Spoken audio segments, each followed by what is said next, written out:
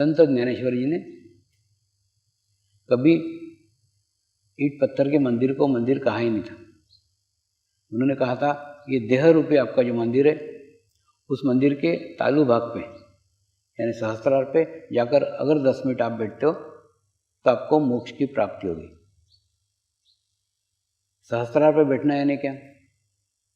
एक ऐसी अवस्था में बैठना जब आपको भूतकाल के कोई विचार न हो। एक ऐसी अवस्था में बैठना जब आपको भविष्यकाल के कोई विचार न हो। आप खुद सोचो ना, अगर ऐसी अवस्था में आप 24 घंटे रहते हैं, जब आपको भूतकाल के कोई विचार नहीं आ रहे हैं,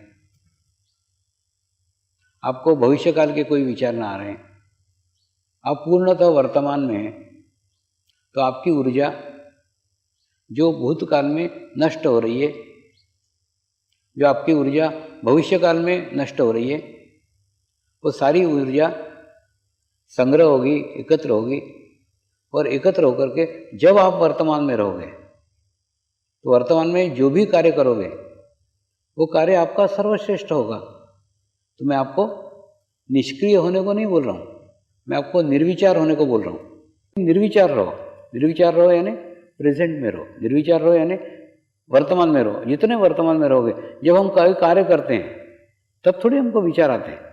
कार्य तो हम जब करते हैं तो हमारी पूरी ऊर्जा, हमारी पूर्ण एनर्जी उसके अंदर लगती है, तो ऑटोमेटिकली, जैसे मैं भी आपसे बात कर रहा हूँ तो कल क्या हुआ था और कल क्या होगा उधर विचार नहीं कर रहा हूँ, तो मैं आपसे बात कर रहा हूँ। उसी प्रकार से आप जिससे बात कर रहे हो आप उससे ही बात करो, उस समय आपको दूसरे विचार नहीं आने चाहिए।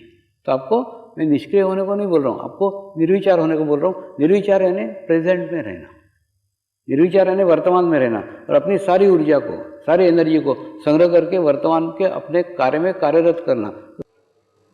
आत्मा के कोई विचार नहीं होते, आत्मा के कोई रिश्ते नहीं होते, आत्मा की कोई समस्या नहीं होती, आत्मा की कोई प्रॉब्लम नहीं होती।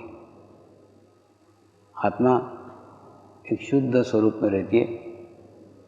इसलिए जो कहते हो मैं एक पवित्र आत्मा हूँ, मैं एक शुद्ध आत्मा हूँ, जो बोल रहे हो उसी को पूर्णतः मानते हुए एक पवित्र आत्मा बन करके, एक शुद्ध आत्मा बन करके एक आधा घंटा मेरे साथ रहो,